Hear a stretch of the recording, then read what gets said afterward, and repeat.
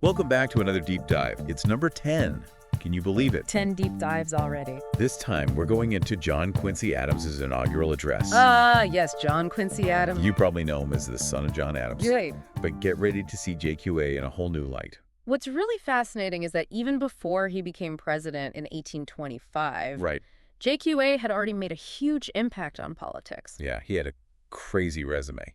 I mean, think about it. Senator, ambassador, even Secretary of State. He pretty much did it all. So to help us unpack all of this, we've got the amazing Dr. Jareau Almeyda with us. He's incredible. He's not just a historian. He's a historian who's brought some serious analytical tools to the table. We're talking sentiment analysis, keyword identification. He went all out. It's really amazing what these techniques can reveal about a speech. We can go beyond the words themselves and get to the how and the why. Okay, so picture this. March 4th, 1825, Washington, D.C. Okay. Bathed in this unseasonably warm sunshine. It was apparently a beautiful day. That's a nice change of pace from some of the other inaugurations we've talked about. Oh, for sure. I mean, think about some of those chilly inaugurations. So there's James Madison, the outgoing president, Right. witnessing this transition of power Yeah. from himself to JQA. It's interesting because this really marks the end of an era, the end of the Virginia dynasty. You had 4 straight presidents, all from Virginia. Yeah. Think about it. Washington, Jefferson, Madison, Monroe. That's a tough act to follow. You're telling me. And now here comes JQA from Massachusetts, stepping onto the stage. Yeah. And it's a real symbolic shift, absolutely. not just geographically, but politically as well. Yeah. Now, you often hear about this era of good feelings surrounding this period. Monroe practically sailed into his second term unopposed. Oh, I know, right? But if you look closely at JQA's speech, it hints at some tensions bubbling under the surface. He even says something like, the animosities of geographical divisions, the rivalries of local interests, or the prejudices of political factions. So even in this so-called era of unity, Right. there were these cracks forming. Exactly. And that's what makes Dr. Almeyda's analysis so interesting. Yeah, let's get into that. So he did this sentiment analysis. Basically, it measures the emotional tone of the speech. Right. And it shows this really fascinating pattern. The speech starts with a score of .866, which suggests this pretty analytical and humble tone. Okay, I'm intrigued. So how does that score change as the speech goes on? Well, as JQA gets into discussing the Constitution, Okay, that score nudges up to .901. so it goes up. Yeah, just a bit. It's almost like he's laying down the law, literally. It's like Constitutional Law 101. Exactly. And then when he transitions into talking about national progress and his vision for the future boom, the score jumps to .874. He's like overflowing with confidence, laying out this bold agenda. So at this point, he's riding high on optimism. You got it. But here's the crazy part. Get this. As he starts concluding the speech, facing the challenges ahead, Right. the score dips down to .765. So it goes down. It does. There's this sense of resolve for sure. Yeah. But there's also this hint of caution in there. Yeah. It's a really carefully constructed emotional journey. Yeah. And it's amazing to see how the sentiment analysis captures it. Yeah, I'm starting to see how these tools can really unlock a new level of understanding. It's not just what he's saying, it's how he's saying it. Exactly. It's really cool. And it's not just the sentiment analysis. Dr. Almeyda also looked at the keywords in the speech. Okay. Constitution, unsurprisingly, appears a lot, along with union, improvement, public, and national. So he's hitting all the classic presidential themes. He is. But what about that unique JQA angle? What makes his take on these ideas different? Well, one thing that really jumped out at me was how much emphasis he puts on the balance of power. Okay. He's constantly talking about the different branches of government, the role of the states versus the federal government. It's like he's trying to head off future conflicts before they even happen. Like, he's almost predicting the debates that would shape American politics for years to come. Precisely. And remember, this is only a few years after the War of 1812. Right. So national unity was still a little shaky. Yeah. The idea of states' rights was still very much alive. Exactly. So when you think about it in that context, JQA's focus on finding a balance of power, a way to make this system actually work, it's really significant. It's like he's trying to hold this young nation together. He is. And that brings us to another key element of the speech. Okay. JQA's vision for national progress. And he doesn't just talk about it in these vague terms. He gets into the nitty-gritty. Okay. Let's get into the details. What's on his agenda? Well, he talks a lot about military preparedness, Uh-huh. specifically coastal fortifications. Yeah. Remember the War of 1812 had Yeah. really exposed how vulnerable the American coastline was? Yeah, the British just sailed right in. They did, and it was only a few years ago, so those memories are still fresh. Right. JQA saw a strong military and especially a strong navy as essential for preventing future attacks. Gets sense. But he also goes beyond just defense. He talks about internal improvements, Okay. and particularly education. He was really big on education, wasn't it? Oh, absolutely. He saw it as like the foundation for a successful democracy.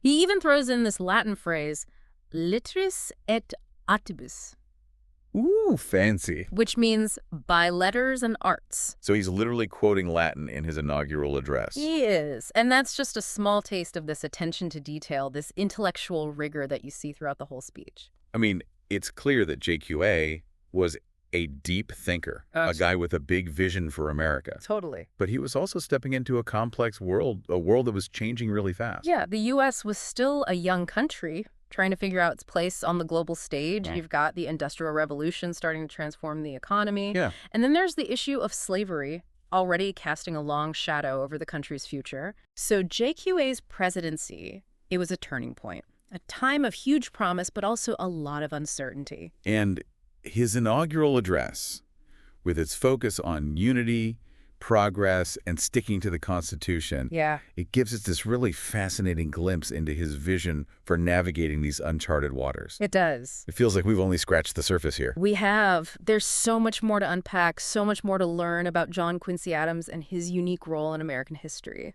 Well then, let's keep diving. We'll be back in a moment to explore the political landscape JQA was dealing with Okay. and the challenges he faced during his presidency. Sounds good. Let's take a quick break. Want to equip your child with the skills of top global consultants? Don't let them fall behind. Raising Tomorrow's Leaders, The Consultant's Mindset by Dr. Jareau Almeyda is your guide to fostering essential skills in your children for their lifelong success. Available now on Amazon. Okay, so we set the scene. We've got JQA, this super smart but maybe not so charismatic guy, taking office after a whole bunch of Virginian presidents. The era of good feelings is starting to show some cracks, and JQA's got this ambitious agenda. Yeah. But what was the political landscape really like back then? Okay, so imagine this. It's the 1820s. The United States is pushing westward, the population is exploding, and there's this feeling in the air, this energy and possibility.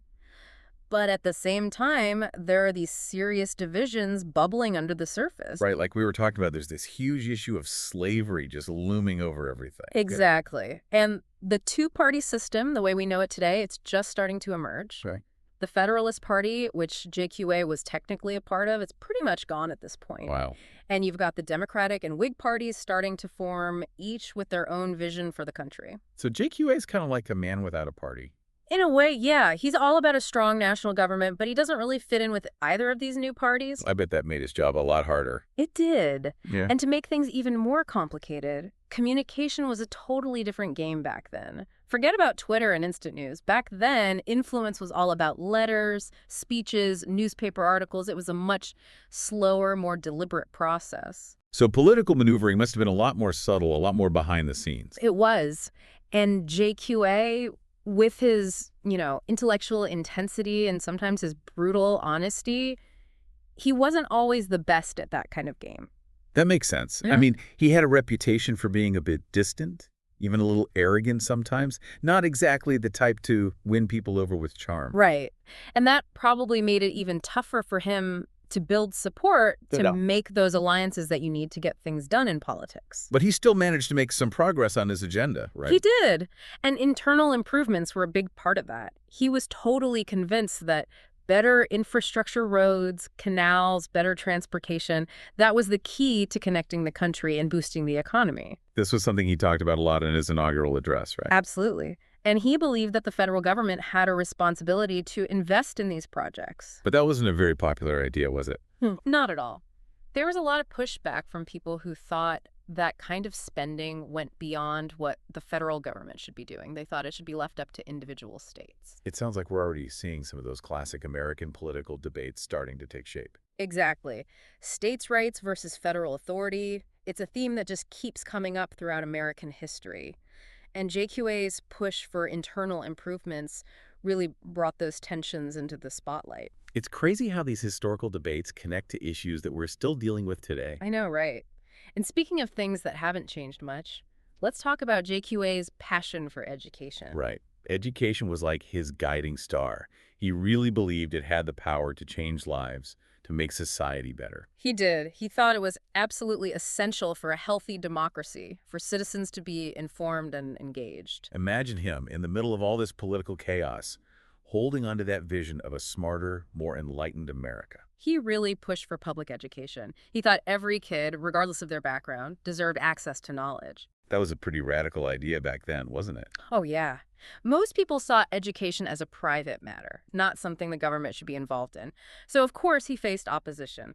But he didn't give up. He used his position to advocate for this cause, to make the case for a more educated population. And even though his vision wasn't fully realized during his time in office, it seems like he really helped to shift the conversation, to lay the foundation for public education as we know it today. Absolutely. His efforts really made a difference in the long run. Okay, so we've talked about internal improvements, education, and slavery. But JQA wasn't just focused on domestic issues, right? He had a pretty ambitious foreign policy agenda, too. He did. And remember, this is a time when the whole world is in flux. Empires are collapsing, new countries are popping up, and the United States is trying to figure out where it fits in. And JQA, having been Secretary of State, had a ton of experience in foreign affairs. Exactly. He was all about having a strong and assertive foreign policy. He was a huge defender of the Monroe Doctrine, which basically told European powers to back off from the Americas. Oh, right. The Monroe Doctrine. It was a pretty bold statement, basically saying, this is our territory, hands off. It was. It showed that America was becoming more confident, more ambitious on the world stage. JQA also pushed for westward expansion. He believed it was America's destiny to spread its influence across the entire continent. So he saw America as this continental powerhouse. He did. But of course, that expansion had a dark side. It led to conflicts with Native Americans, pushing them off their land, forcing them to relocate. Yeah. It's a reminder that what people considered progress back then often came at a huge cost for others. It's a difficult truth to face, but it's important to remember these complexities when we look back at history. Absolutely. So we've got JQA trying to navigate this complicated political scene, pushing for internal improvements, advocating for education, and asserting America's place in the world. It sounds like he had a lot on his plate. He did. Yeah. And his presidency had its ups and downs, its successes and failures.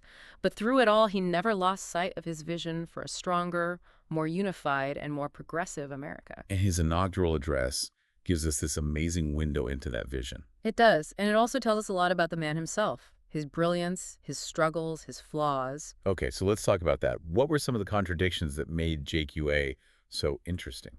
Well, on one hand, he was incredibly smart, a true scholar, a man of principle. He really believed in the ideals that America was founded on. But he could also be really stubborn, hard to get close to, even a little self-righteous sometimes. Yeah, that was part of him too. And his views on race, on gender, on America's role in the world, they were shaped by the prejudices and limitations of his time. So he was very much a product of his era. He was. But even with his flaws, JQA left a lasting impact on American history. He fought for causes that were ahead of their time, like public education and internal improvements.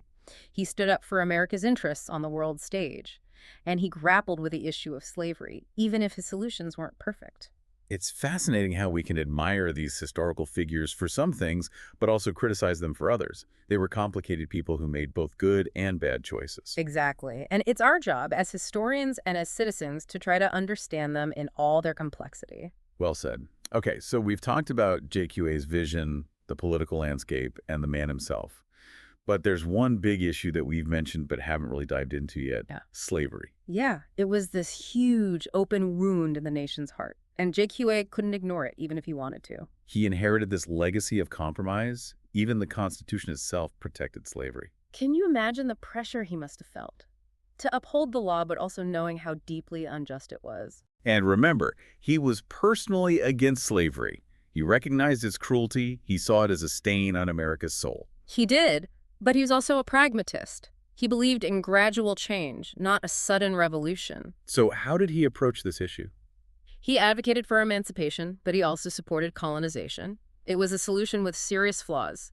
He thought freed slaves should be resettled in Liberia, believing it would be better for both black and white Americans. But that idea was based on the racist belief that black and white people couldn't live together peacefully in America, wasn't it? It was. Right. And unfortunately, that was a common belief at the time, even among some people who wanted to abolish slavery.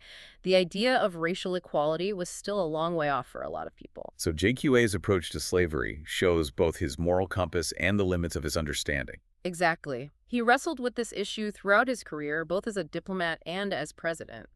But ultimately, his solutions still supported a system that denied basic human rights.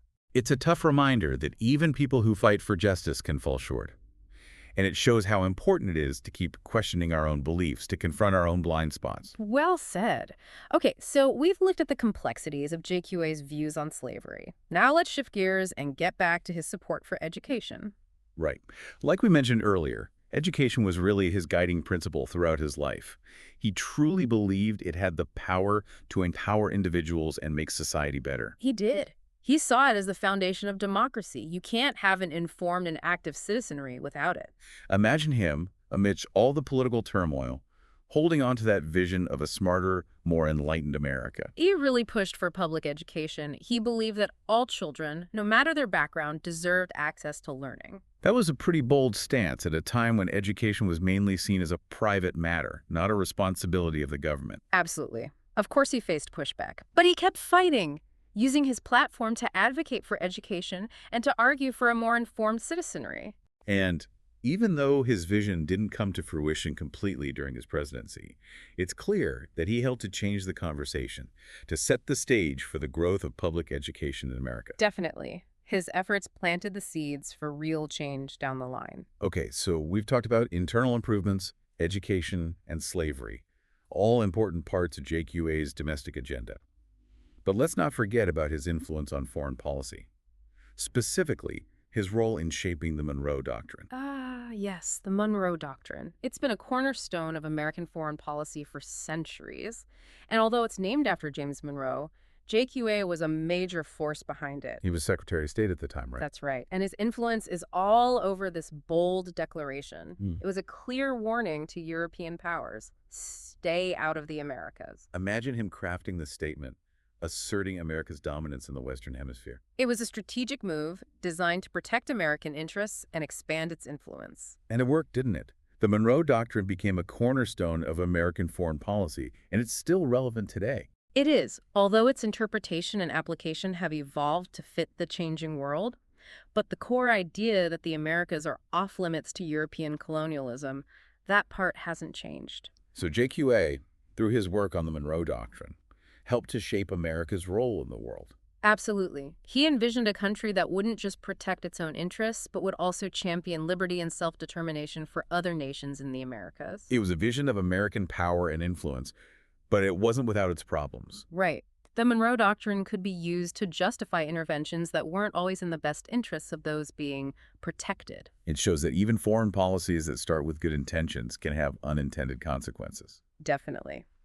Okay, so we've talked about the Monroe Doctrine. Now let's circle back to JQA's ambitious plans for internal improvements. He was really passionate about infrastructure, wasn't he?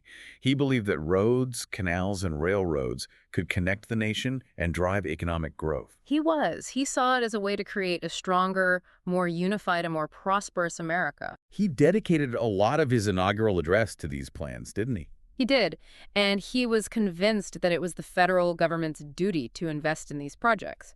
But as we discussed earlier, his vision faced some serious resistance. Opponents argued that it was an overreach of federal authority, that it stepped on states' rights. Exactly. And those debates about the role of government and the balance of power between states and the federal government are still going on today. It's amazing how these historical debates continue to be relevant. It really is. It shows how JQA's presidency was a turning point, a time when these fundamental questions about American democracy were front and center. So even though JQA's grand plans for internal improvements were mostly blocked during his presidency, he still influenced the direction of American development in the long run. He did. The conversation he started would go on for decades, eventually leading to more federal involvement in infrastructure projects later in the 19th century. It reminds us that even when you don't achieve immediate success, if you keep pursuing your vision, you can create lasting change. Well said. Okay, so we've explored JQA's vision, the political obstacles he faced, his wins, and his losses. As we wrap up this part of our deep dive, I think it's important to reflect on the man himself, his personality, his intellect, his shortcomings. JQA was such a fascinating and complicated person, wasn't he? Full of contradictions. He was. He was a scholar, a diplomat, a politician. He was brilliant in so many areas, but he could also be distant, stubborn, and a bit self-righteous. He had strong principles, deeply rooted in the ideals of the American founding. Absolutely. But he was also a man of his time, influenced by the prejudices and limitations of the 19th century. His views on race, gender, and America's role in the world reflect the prevailing attitudes of that era. They do. And I think it's essential to keep that in mind when we evaluate his legacy. He achieved great things, but also missed some opportunities. He grappled with the moral challenges of his time, leaving behind a legacy that's both inspiring and troubling. Exactly. And by grappling with those complexities, we can gain a deeper understanding of the past. JQA's story teaches us the importance of nuance, of looking beyond simple narratives, of embracing the messy reality of history. Well said. All right, I think it's time to move on and explore another crucial aspect of JQA's presidency, the rise of partisan politics. Right. This was a time when the two-party system was really starting to take root. And JQA, with his independent streak, found himself caught in the middle of it all. All right, so we've covered so much. JQA the person, those political storms brewing, his big ideas. But let's really zoom in on the inaugural address itself now. What did Dr. Almeyda uncover when he dug deep into the text? It's pretty incredible what you find when you go beyond just reading the speech. Yeah. Sentiment analysis, keyword frequency, even just the structure of the thing, it all tells a story. I'm still trying to totally grasp the sentiment analysis. So Dr. Almeyda gave each part of the speech a score. But for those of us who aren't, data experts, what do those numbers actually mean? Think of it like this. It's a way to gauge the emotional feel of the words. Are they formal, optimistic, doubtful? The score helps us figure out the kind of tone JQA was going for. Okay, that makes sense. Yeah. So what was the emotional journey in this speech? How did it flow? It begins pretty even-keeled. It starts with a score of .866, which points to a really analytical tone and a bit of humility, too. JQA recognizes how important the office is, the huge, solemn obligation he's taking on. Yeah, he's not exactly jumping for joy, is he? Not really. But then as he moves into talking about the Constitution, things get even more serious. The score goes up a little to .901. He's breaking down the separation of powers, federalism, all of that. It's like he's giving a lecture on the Founding Fathers' greatest hits. Exactly. But then this is where the ride gets interesting. When JQA shifts to talking about national progress, his vision for the future, that sentiment score, jumps up to .874. You can practically hear the confidence in his voice. So he's feeling pretty good about America's potential at that point. Oh, yeah. But hold on, there's a twist. As he gets to the end of the speech, facing those inevitable challenges ahead, Right. That score drops down to .765. There's definitely resolve in there. Yeah. But also this sense of realism, maybe even a little bit of caution creeping in. Okay. It's this really intentionally built emotional arc. And it's fascinating to see how the sentiment analysis picks up on that. I would never have noticed that just reading the speech. Yeah. It's really cool how these tools add a whole other level of understanding. It's not just about the words themselves, but how they're being used. Exactly. All right, so beyond that emotional roller coaster, what else did Dr. Almeyda find? His keyword analysis is really interesting. It won't surprise you that Constitution is a big one, along with union, improvement, public, and national. Yeah, those sound about right. Hitting all those classic presidential themes. Right. But what about that unique JQA flavor? What makes his perspective different? One thing that struck me was how much he stresses balance. Balance between the different branches of government, between the states and the federal government, even between individual freedom and the needs of everyone. Sounds like he was juggling a lot in this speech. He was. And don't forget, the nation was still pretty new, still figuring things out. The War of 1812 had revealed some major cracks in the system. So JQA's focus on balance almost feels like he's pleading for stability. Like he's saying, hey, we've got to find a way to make this system work. Exactly. And then there's that focus on national progress. Yeah. But it's not just vague hopes and dreams. He gets really specific, particularly when it comes to preparing the military and internal improvements. Yeah, let's talk about those. What specific things stand out to you? Well, on the military front, he's really into coastal fortifications. Remember, just a few years before this, the British had sailed right up the Chesapeake and set fire to Washington, D.C.